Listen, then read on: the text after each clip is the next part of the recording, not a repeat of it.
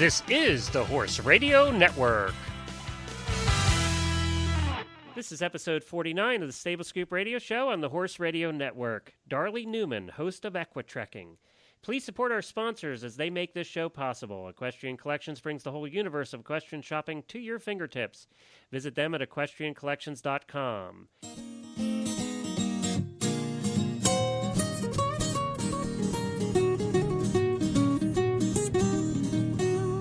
Welcome to the Stable Scoop, with weekly shows delivered right to you. With Helena and Glenn the Geek, live from the stable, it's every week. They'll bring you the news through hail or high water, while using their tails as their own fly swatters. So sit on down and laugh till you poop, cause it's time again for Stable Scoop. Stable Scoop. Stable Scoop. Stable Scoop. This is Glenn the Geek. And I'm Helena B. And this is the Stable Scoop Radio Show on the Horse Radio Network. Well, hi, Helena. Welcome back. Thank you very much. You left me last week with 3 cowgirls. Oh, you poor thing. I know. You almost got me in trouble with my wife. It was my anniversary when we recorded that show. You know, I'm just a troublemaker. What can I say? I'll tell you what. I blamed it all on you, too. I told her. I said it was all Helena's fault. You need to talk to her. You know what? Always blame the person who's away. That's right. Exactly. Who's on vacation. It's always their fault. It sounds like you had a great time. Oh, we had a great, great time. And you know what? I barely touched a horse. Really? Well, I saw you touch the ocean quite a bit by your pictures and videos. Oh, yes. Oh, yes. That was my first love, I have to say. You know, horses are my final love, but the ocean was my first. Well, and I'll tell you what, it looks like you have some prospects for houses. I mean, we've mentioned over the show the last couple of months that you've been trying to sell your house and buy another one, so it looks like you had some prospects as well. We have some prospects. It is a very stressful process, and it's a very stressful process. But, you know, the dream is still alive. We're working on it. Well, good. And places near the ocean, just like you wanted, right? Places near the ocean. Yeah, just like I wanted. I just wanted, yeah. You know what? A horse person will say this, oh, I just want this, and I just want that. I just want to bring my horses home. And then you say, I just want to be able to hack down the road, and I just want to be near preservation land, preserved land, so I can hack through the woods. And it would be nice to have a sand ring. It would be nice to have this, and yeah, a heated barn and a yeah. As my husband says, when is it ever enough? No, for never. Horse people, never. Exactly. Not till I own Ireland. Exactly. Well, I wanted to say we need to just mention what we're doing on the show today because it's a lot of fun, and then we'll chat a bit more. You know, we have Darley Newman with us today, who I've been very excited about. It took a little back and forthing to get this interview set up because she's very busy. She's the host of the daytime Emmy-nominated show Equitrekking on PBS. And, you know, she has the absolute dream job that anyone who's into horses would want. She gets to go around the world riding horses for her TV show with all of these cool people in some of the neatest places you've ever seen. And she literally has been around the world. You know, it's just so cool. She gets paid to do it. I know. That's the other part. I'm going to say she's probably the world's smartest woman. Exactly. And, you know, as far as I understand it, we'll ask her more about that. She started this show. It was her idea. It was her brainchild. She put it all together. She sold it to the network. And, you know, she does most of the legwork for the show. She has some other crew, and we'll find out how many. But, you know, she this is her baby, and I think that's just so cool. And that's probably what makes it such a successful show is that when you see something from start to finish like this, and you have, she does have a small crew, but she has a lot of control over the final product, and it shows. Well, we're both very excited to talk to her today, and I watched a couple of her episodes over the weekend. We had company over, and we were watching them, and there was some fun stuff, and then with some stuff we went, oh. So hopefully we'll get to the oh part today. I'm going to make you hold on that one. I'm not telling you. Okay. We were eating dinner at the time, and they were all unhappy we were. So she gets to do some interesting things. Let's just say that. Well, I'm so glad you had fun on vacation. You know, things are getting really exciting down here in Lexington. We have the test event for reining going on this week. Matter of fact, tonight, this is Friday, we'll be going over to the finals for reining. We recorded our show from there last night for the Thursday night big show. We recorded the 2010 radio show. It's just very exciting time here. We got the junior championships going on at the horse park. There are 1,100 horses at the horse park this week. Wow. For the various shows that are going on. So, are there any big construction projects underway? Oh, yeah. They're tearing up the main road. Nina Bonney Road. It's the road that goes all the way past the barns and then down past the new stadium there that you saw. That whole road is being torn up and widened and putting drainage in and horse paths and stuff. Okay. So in the middle of all of this, they got construction equipment and flags and the road's all torn up. So, yeah, there's still lots of construction going on. They're building the barns now for the new indoor arena. They're putting the walls up on those now. There's going to be 312 stalls that are connected to the new indoor. And, of course, that opened last week. We did the show from the opening last week. And that'll all be connected so that people won't have to go outside. Once you bring your horse in and it's air-conditioned and heated in the barns all the way through to the arena. So they'll be able to do wintertime shows there and pretty much any summertime, anything they want to do. That's actually something interesting, and I'm sure I should probably listen to a recent episode. I'm just back from vacation. That's right. Is to see what the horse park will be able to do after the 2010 game. And actually, that was a lot of what was discussed in this last episode we did, and people can find it at 2010radioshow.com. It was the opening of the new indoor. There was a lot of discussion about that. They've already booked tons of shows into the new indoor. It is a spectacular building. Yeah. It feels really wide open. Now, it does. Even with people in there, it feels really wide open. And the concourses are really wide. You go into some of these places where you see baseball games or concerts and stuff, and it feels like they're narrow. The hallways are narrow. This is all very wide open, so it feels open. You never feel claustrophobic, even with all the people in it. Mm-hmm. And the sound system is spectacular. The footing and the arena are spectacular. It just was an electric atmosphere in there with the reining. Mm-hmm. It was fantastic. The whole place, they did a great job. $40 million built them a nice building. Yeah. Okay. Yeah. On a budget. Yeah. It's very well lit. It's just they did a good job. You could tell there were horse people involved in the design of this building, and they did. They had a lot of horse people give their input. All the different disciplines met with the builders and the architects before, and then what they did is they took all the needs of the different disciplines that might possibly go in there, and they took those into account. They had to compromise here and there, but you can tell that certain things were done for certain disciplines, and they did it well. And yet still also, they're going to be playing semi-professional basketball games in there in the fall. Love it. So they're going to be trying to do concerts in there. They're going to try and make it a venue for the local people here in addition to horses, but also they want it to pay for itself. And, I'm hoping they accomplish that as well. But it is just a truly exciting time to be here in Lexington. That's what I was trying to say at the beginning of all of that. Sorry, and I derailed you. Yes, but you had fun too, and it's just been a good last week. I did have a good time with the Cowgirls. From Cowgirl Life Radio. They were on last week's episode. If you missed it, it was me and 3 cowgirls, and pretty much we had no agenda. We just sat and talked for 45 minutes. Somebody somewhere is going to take a soundbite from what you just said, and it's going to be, I had a good time just with 3 me and the cowgirls. Yes, exactly. I think there could be a lot of soundbites come out of last week's episode anyway. They're kind of a fun group. So I thank them again for being on as well. That was good. Hey, I wanted to mention to everybody also one other thing before we get to Darley, and then we'll get to Darley because we're dying to talk to her. We are having, believe it or not, Helena, in 3 more weeks, we have our first year anniversary. We'll be doing episode number 52. Can you believe that? No. Where have I been? That's a year. I know. It seems like I just called you and said, Helena, let's do some shows.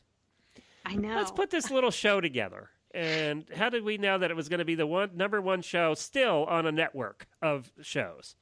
Now we have 5 shows on the network, and Stable Scoop is still the number one show. We still have more listeners in more countries than any of the other shows, including the World Equestrian Games show. So that's something to be said. Yeah, yes. And we thank our sponsors for being involved in the show. But episode 52 is coming up. We're going to have a special show. And what we wanted people to do, if you've been a listener of our shows, or if you just started, or if you've been listening the whole time and heard all 52 of them, we would love for you to participate with us. And the way you can participate is giving us a call and leaving a voicemail for us. And it'll be on our voicemail line. Give that number. I am looking for it because I still don't have it memorized. Oh, I know. I'm looking for it right now. It's been a year. It takes me longer than that to memorize the number. 270-803-0025. 270-803-0025. So call into that number and leave a voicemail for us. And if you say, you can wish us a happy anniversary. Tell us that you listened to the show. Tell us what your favorite shows were. We want to hear, how you've enjoyed it. We want to hear when you listen. Do you listen when you're cleaning the barn? Or do you listen when you're walking the dog or doing the dishes or at work? A lot of people listen at work. So tell us when you listen as well. We just want to hear from you, and we'll play them during that show. It's sort of just going to be a fun show, reminiscing and talking about what we've done here and the cool people we've talked to, and we want our listeners to be part of that. So please do give us a call at 270-803-0025. And if you forget that number, it's under the contact link on our website at stablescoop.com. Well, Helena, let's do a quick commercial. And then let's get to Darley because we're just dying to talk to her here. All about it. I think this is the first Emmy nominee we've ever interviewed on the show. Sweet. Yes, Who's that's fun. better than us? Well, I also have to talk about Equestrian Collections a little bit because they have a cool thing going on. We've been talking about Equestrian Collections. They're the great place to go if you want anything in the horse world, from clothing to tack to whatever. But they have a July tent sale going on all through this month. It's their semi-annual tent sale, and they have up to 70% off on tons of stuff, from ladies to men's to kids' clothing to clothing and tack for your horse. And because it's an online tent sale, you don't have to go through the crowds and beat the shoppers off and change your clothes in the aisleways. You don't have to do any of that because it's all online. I know you've been to tent sales that are like that. Absolutely. And Equestrian Collections has one of the best. Yeah, and you don't have to, fight people and throw the clothes on the floor and get trampled to death trying to get in the door. None of that stuff. And some people do, they call it a tent sale, but there's really no sale. It's not good. But these guys do some great deals. Yeah, there is some neat deals on it. And you can go to their website at equestriancollections.com and click on the tent that's on the homepage there. And what it does, and this is really cool too, is it brings you, they have those animated flyers. They're known, Equestrian Collections has all their catalogs and flyers animated, and they have their tent sale animated like that. So you flip through the flyer and you click on your product you want, and it opens up a window with that product. You can buy it right there. So it's kind of neat how they do their stuff. They're one of the most advanced technologically of any of the shopping sites out there. They do a great job like that. For example. So I went right there. Just give an example. For an example, $66 off Ovation's Ladies Gold Circuit Pro Field Boot. Not bad. There you go.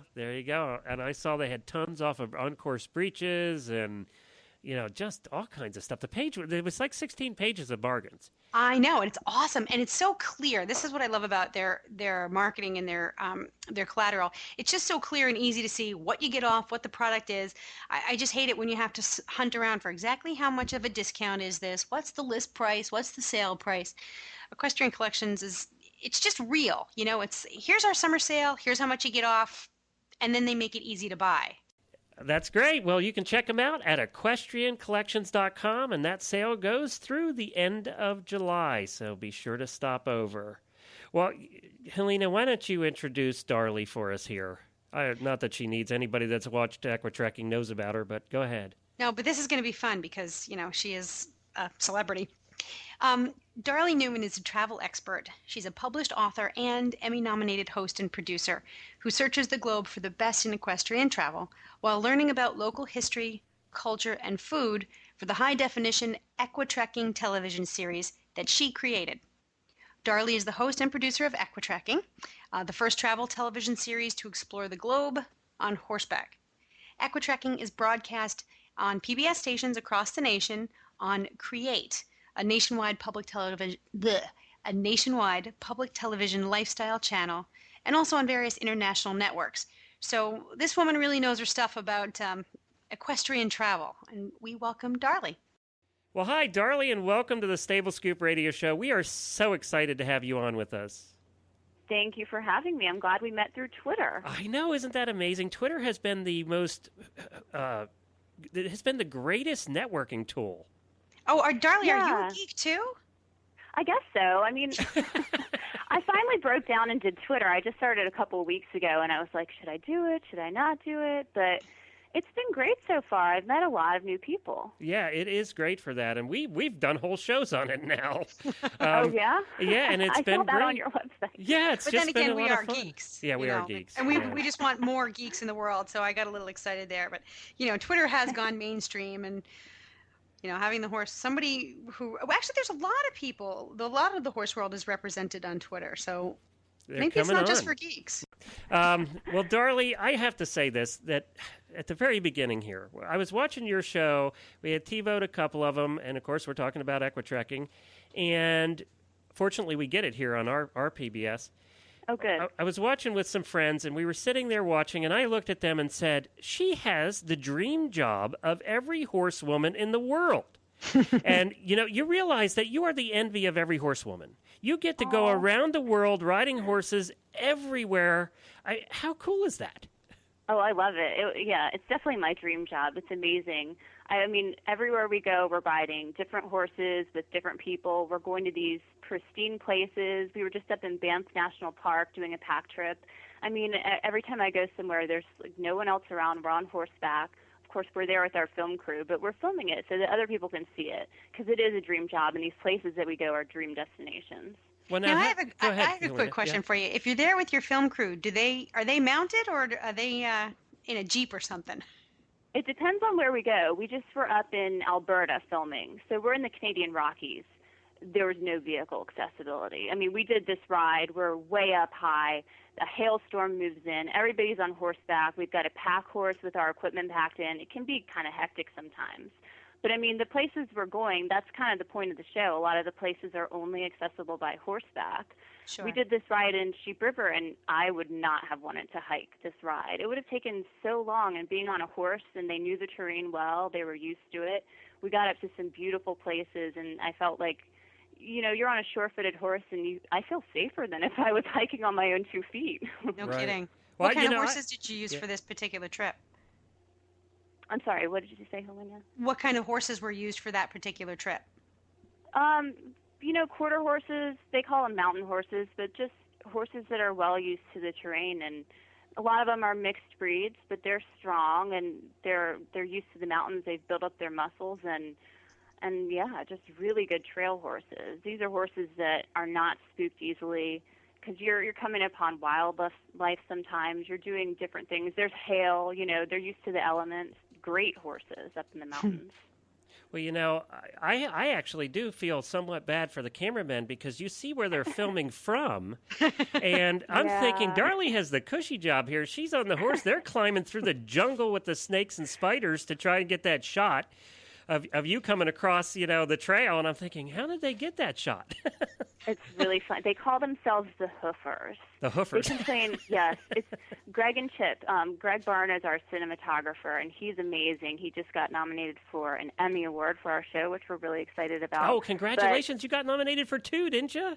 Yeah, 2 Emmys. We can't believe it. Wow, We're up that's against great. like MTV shows and A&E and all these big networks, and here there are like 3 of us riding around on our horses filming a show. So it's pretty amazing. Are you going to be on the red carpet with the fancy dress and everything?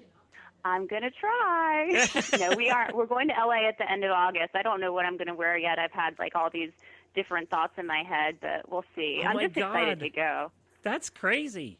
Yeah, We're going to I be know, watching it is Joan crazy. Rivers, and Joan Rivers is going to be interviewing you. Glenn. God, Glenn and his celebrities. He always wants somebody big. And who's their favorite? Carrie Underwood here and a little red carpet there. All right, back to the crew. So, Oh, sorry, yeah, Darley. It's only 3 of us. I mean, it's me, Really? Greg, and Chip. Yeah, we're traveling around. I was laughing so hard on this last trip because we rode a lot. Like the first day we did 20 miles in the mountains filming. Wow. And that's a lot when you're filming. And Greg, our cinematographer, doesn't obviously ride as much as I do. and it was not very nice, but I was laughing as we rode to see him with like some, he has a fanny pack on and he's got the camera with him and he's plodding along, and I was just laughing at him. I was like, oh, you're going to be sore, buddy. I just have this image of the poor guy with a camera on his shoulder, and reins in one hand and trying to film and walk at the same time. Now, I do have to... Can I ask you about that? Now, you see the shots, obviously, of you trail riding through. You actually have to stop and wait for them to get set up, and then you go, and then you have to stop and wait for them to get set up. Is that how it works? Or?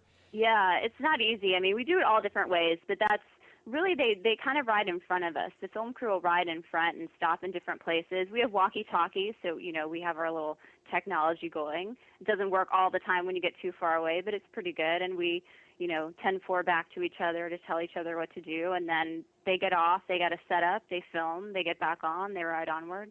So yeah, it's quite a process. And sometimes Greg will film from horseback. He's gotten pretty good at that.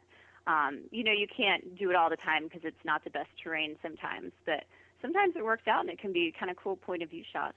Not the best terrain. Helena, I've watched several of these shows, and she's going up the sides of freaking mountains and cliffs that are like 3 feet wide, Oh, you should have seen us herding bison. We did a segment on herding bison in Utah. Oh, my goodness. It was me and one other guy, this cowboy who was, he was great at it. And I'm sitting there, never done it before. I'm out there riding around these bison, which they're crazy looking. They have fur coming off. They look prehistoric. And it can be dangerous because they'll charge you, so you really have to be careful. So we're riding around, and Greg's like, can you do that again? Our camera guy was like, no, I don't think so. That was a one-shot deal, buddy. You didn't get it. You didn't get it. So clearly there's all kinds of experiences that you get to experience, but do you have to go outside your comfort zone? Like, are you ever afraid? I saw her rock climbing the one time. You didn't look too thrilled about that. I mean, I know people who don't even ride outside of a ring, let alone along the side of a mountain. So do you ever have to step outside your comfort zone beside the bison? Yeah, a lot, actually. I mean, I'm never really afraid. I think it's an adventure, but definitely I'm trying new things, so it's challenging. I tried barrel racing in New Mexico. I rode championship cutting horses in Colorado. That was actually, I was like, I don't know about that one. But it was, seriously, I played polo cross in Ireland. I've tried polo, and those are all things that it takes, like any equestrian sport, it takes a long time to develop those skills. So You can't expect to do a great job when you get out there and try it for the first time. But that's kind of the fun of it. You're trying something new, you're seeing what it's like, and you're seeing if that's something you want to pursue later on, or at least I am.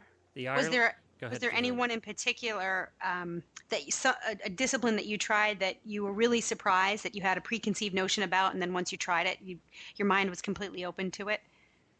Cutting horses. Really? That was such a rush. I thought it was great. I mean, I'd love to do more Western riding. Like at home, I ride hunter jumper, and there aren't as many Western barns where I am. But I'd love to get into more Western riding, and cutting horses, I think, are such a rush. I think it's amazing what those horses can do. And when I rode one in Colorado that was a championship cutting horse, I was getting thrown around like I was Raggedy Ann on a roller coaster. It was crazy, but I loved it. I was like, these horses are just so amazing. That's the thing about horses. I feel like they can teach you so much. You may not know how to do that specific thing, but if you get on that horse and they're teaching you, I think you can learn quickly if you have an experienced horse. So that's what makes it really neat. Well, let's back up a little bit here. We just have 1,000 questions for you, so that's why we're going everywhere. And Helena and I both have ADD, so that doesn't help either. I'm right there with you guys. Don't worry. We're like kids in a candy store. Yeah. We want to ask every question within a 2-second period. I know. So how did you get started with? How did you get every horse girl's dream job? I started the show. I mean, this was my idea. Horseback riding is a passion of mine. I love to travel. I was working in TV, and I mean, this is something I thought about and thought I'd love to do this. And so I've been working really hard for a couple of years and have made it happen. Well, you were working in TV. What were you doing? in TV? Well, I worked at 48 Hours for CBS on a Frontline documentary. I was doing a lot of behind-the-scenes stuff, but I've done a little bit of everything. I was a camera person for a summer in South Carolina. I was actually setting up lights and being a camera person. I worked at a radio station in D.C. and interviewed people. I got to go to the White House and do briefings. So I've definitely been behind the scenes a lot, and now I'm in front of the camera and behind the scenes doing a little bit of everything once again with Equitrekking. So did you find that all that experience doing the different stuff, not to get too geeky here, but doing all that different stuff probably helped you tremendously to understand what you could get away with on this show and not, technologically? Definitely. I mean, this show was new because it's shot in high definition, and high definition is not that old. So, our whole crew has had to all learn a lot about that, and getting, video online and all of that stuff is, not that old. So right. We kind of started out at a good time because we started out when HD was a little bit more new. So we kind of learned it along with the rest of the world. But definitely, writing and interviewing people and doing production work and being a camera person and editing and all of that kind of stuff, those are all skills that really come in handy when you have a small crew working on a show like ours. Now, do you? I have to say, talk about high definition. I watched the Ireland show in high definition. Unbelievable. I love Ireland. Oh, it was. It just made us all drool. We were all sitting there with goosebumps. I mean, it was so beautiful there. Do you know if you watched Coastal Ireland or Irish Countryside? Did we go to Omey Island and? No, it was the Irish Countryside one. Okay. Where you stayed at that little village-like place. Yeah, it was that one. We spent 2 weeks. Basically, we did a huge loop around Ireland. We flew into Dublin, and we drove around the entire country. We drove up to the northeast, the Cooley Peninsula, where not a lot of people go. There's a place up there called Ravensdale Lodge. My friend Niall Connolly runs it. Yes, that's the one we watched. Yes. Love it. Oh, that was very pretty. That horse Jessie that I rode, such a beautiful, amazing horse. I mean, talk about a horse that could do anything. You could take that horse and you could stay there at the center and do some training, or you could go up into the mountains and ride like we did. So just versatile horses, and all over Ireland, riding on the beach. We rode on these big, wide beaches in Donegal. It's just such a beautiful country. And Darley, we have to say that you did hit a pub or two while you were there. Oh, yes, we did. Well, she is a horse person after all. You know what we actually just did? We went to Wales, and that's one of our newer episodes, and we did a pub ride where we actually rode from the stables to the pub and tied up our horses outside. That was kind of fun. Oh, there you go. They used to do do they still do the pub rides where you go from pub to pub to pub? They do, but you got to be careful on those. Okay. You don't want to imbibe too much. You don't want to drink too much on those. You do have to ride back. Actually, in Iceland, we did this ride where we herded horses, and we ended up at like a local cafe where they have this huge paddock outside where they just kind of bring the horses in, and people leave their horses outside while they go inside to eat. And those Icelanders, they were drinking their Icelandic beer. We had beer and soup, and then we got back on our horses and did a ride beside a cliff that dropped off into a glacier, river, like 500 feet below. And I was like, oh my goodness. These people were drinking at lunch and they're riding beside this. Their tolerance is a little higher than ours, I think. Yeah, probably. Yeah. Well, you've gotten to do some of the coolest stuff. Now, this is your full time right now, isn't it? Yeah, I thought so. How many shows do you tape in a year? Last year we taped 13 shows. Year before we did 13. This year, gosh, I don't know how many we're going to do. We've done 2 so far. I mean, not in the calendar. This is not really a calendar year. Right. I'm just thinking in like a year. But we just did Alberta. We went to Uruguay. That's part of a new season. We filmed 28 episodes so far. Wow. So yeah, I know. I can't even believe it. That's a lot. That is a lot. Now, yeah. And then is there a whole team then that does the post editing and all of that stuff back at headquarters, wherever that is, or is it just the 3 of you? We're a small crew, guys. Yeah, where's headquarters? Where is headquarters anyway? We're in Maryland. We're outside of D.C.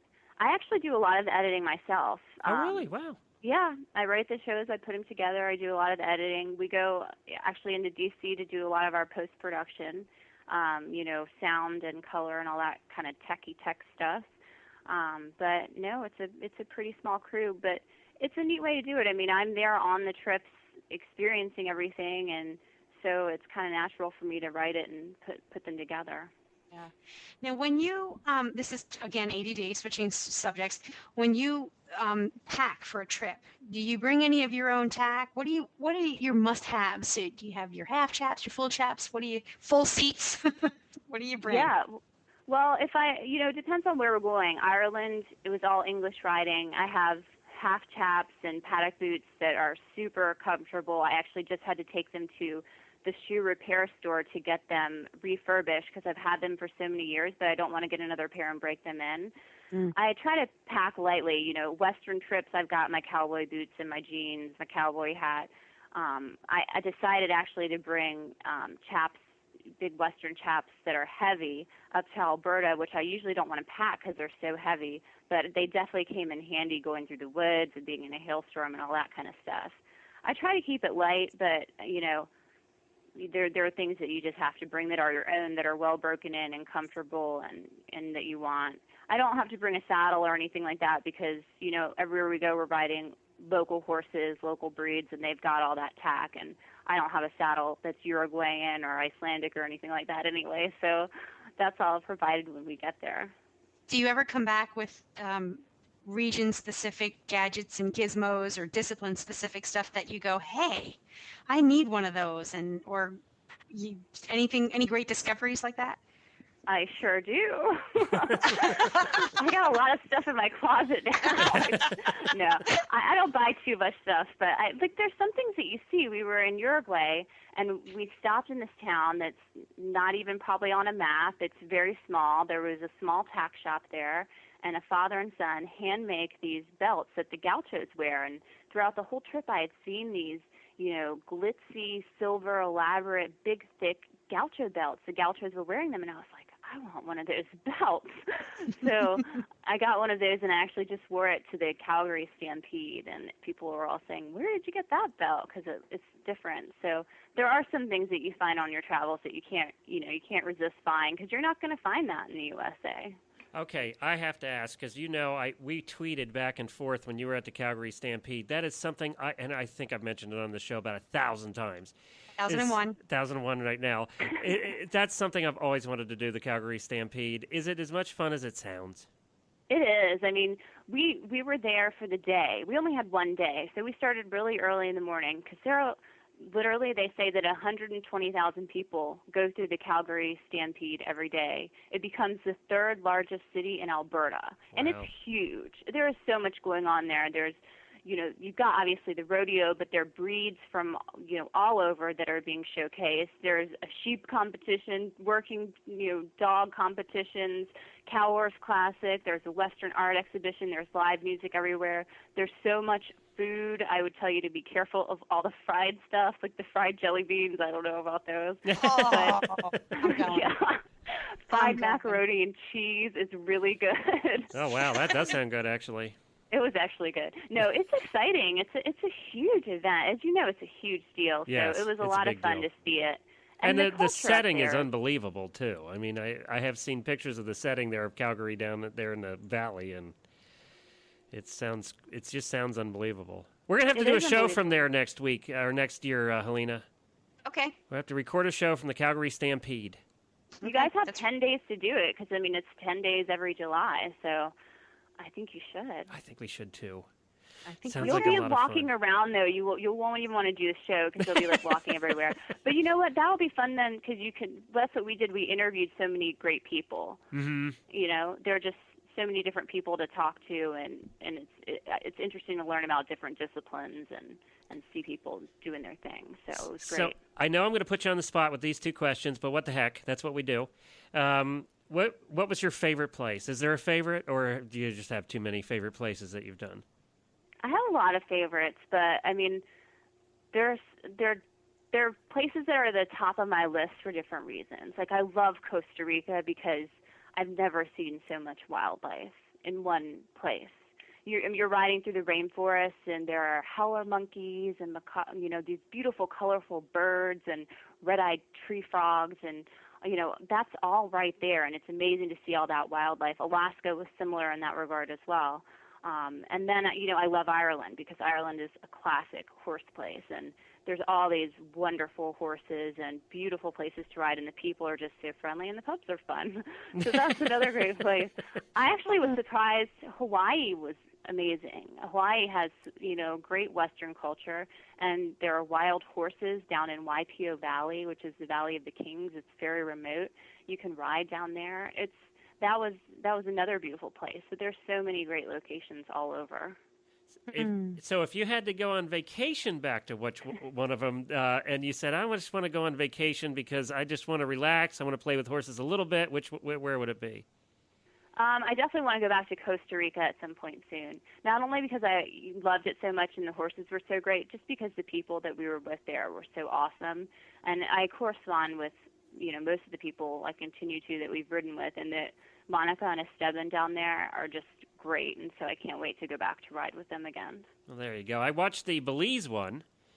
Oh, yeah. Yeah, which looks like a whole lot of wildlife, including maybe some creatures you don't want to meet in the jungle. Yeah, there's cutter ants. Yes, Did you see that part? There's a guy. Oh, I have to tell you, you grossed everyone in the room out. That just set them all off. And we were eating dinner at the time. Oh, no. Oh, yeah. That definitely. They were all like, fast forward, fast forward. I know. Helena, there's a guy in the jungle, and he specializes in medicinal remedies. And he took me out on horseback, and he was showing me all these different plants that you could use if you had a headache, or we use this to cure diabetes.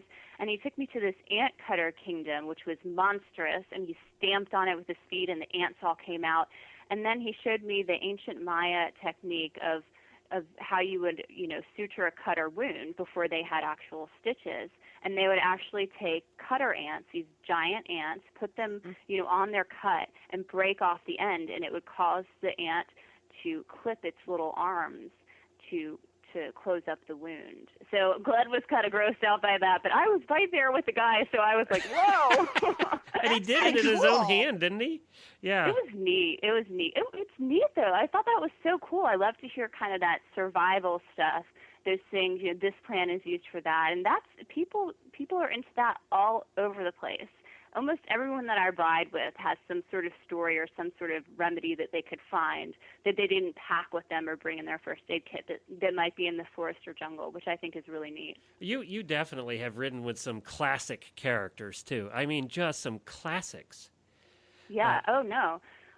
This guy down on the border of Mexico and Arizona named Ron Schaefer is a classic cowboy. Was he the one with the handlebar mustache? Oh, yeah. Yes. He is a classic. He reminded me of, what was that movie with where they all went to the Dude Ranch, the comedy? Oh, City Slickers. Yes, it reminded me of sort of City Slickers he did. He did, but he's the real deal. And, I mean, his horse I rode, Chewy, was so great. We rode up to this high spot where we could see over into Mexico, and it was just so cool to be down there with him because he knew the area so well, and he was great. Yeah, there's some really great characters we find out there. Well, what an education, though. I mean, I think you're lucky to be able to ride and visit all these great places, but the amount of learning that takes place is just formidable. I mean, the world is your classroom.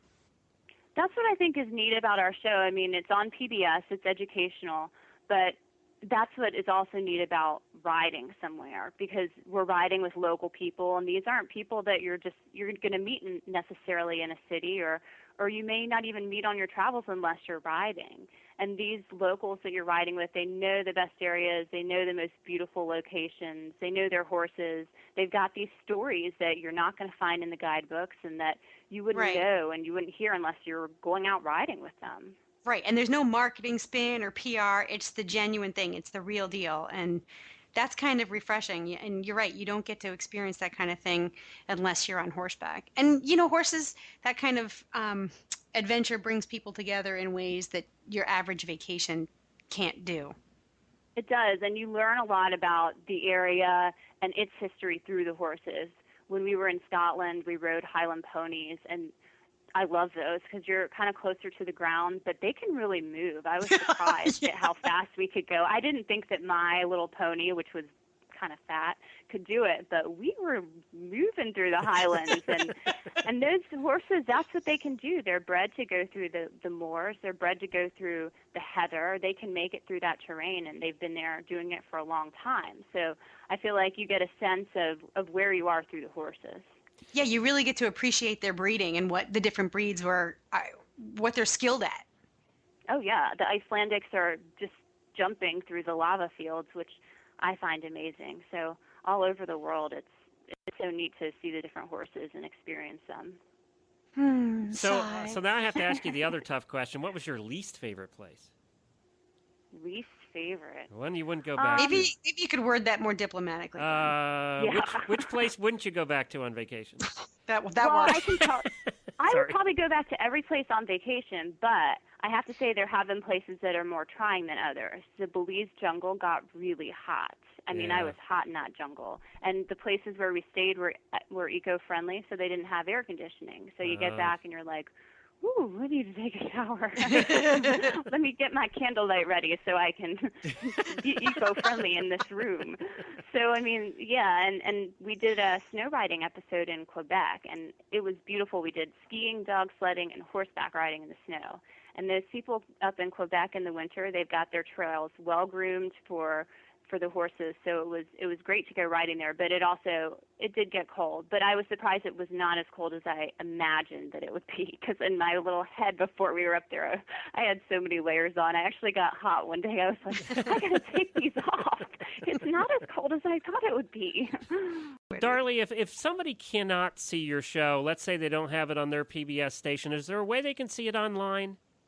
Yeah, we actually have video clips on our Equitrekking.com homepage, different video clips that we change up, and we also have a YouTube channel online where we're putting different video clips, so there is a chance. And, of course, we sell DVDs, so people can always buy those. But we're airing on PBS. We're in 94% of the country. Like any show, we go on and off at different times of the year as we get, feed new episodes in and out of the system. But we're on in 94% of stations on PBS, and we're also on internationally now. You can watch us in France, Turkey, Russia, Italy, and that's crazy to hear, the promos that they have in other languages. It's really funny for Equitrekking.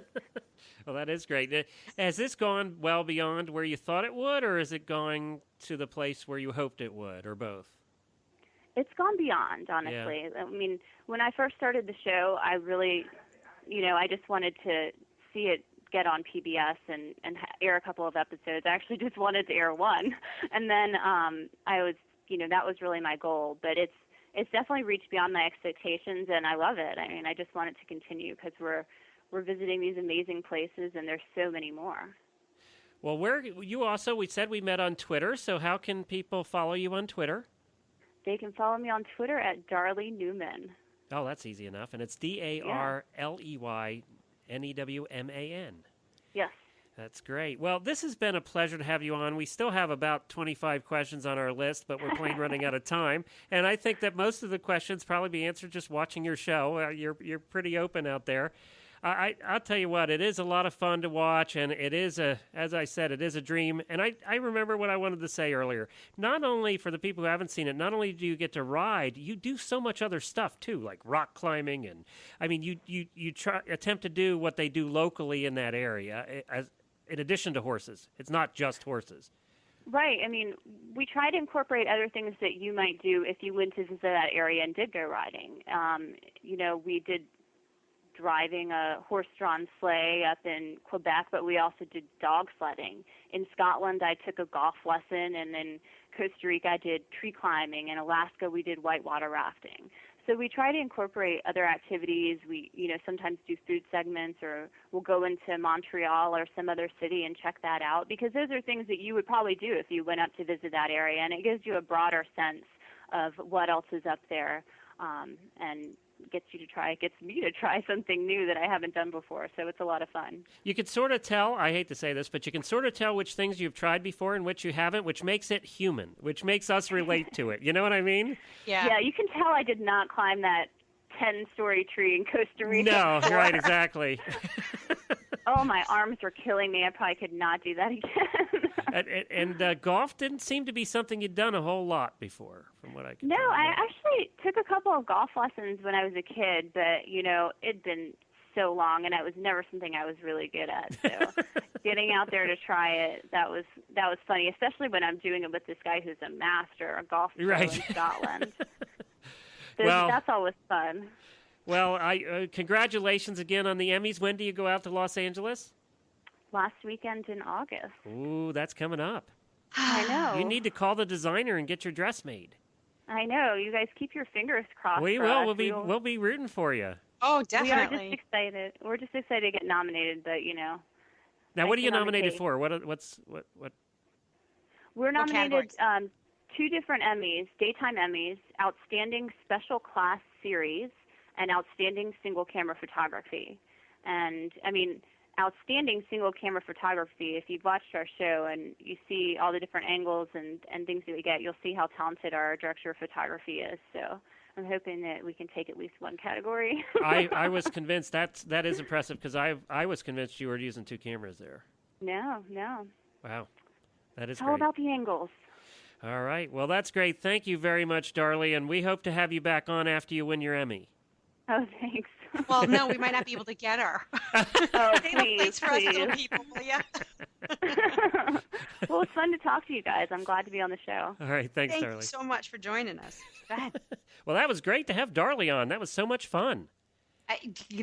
Makes me want to go to Belize. I know I had 1,000 more questions for her. I just had so many more questions. She did say she'd come back after she wins her Emmy, so. Yeah, I want to hear the behind-the-scenes stuff about the I red know, carpet. that's what we have to ask her about.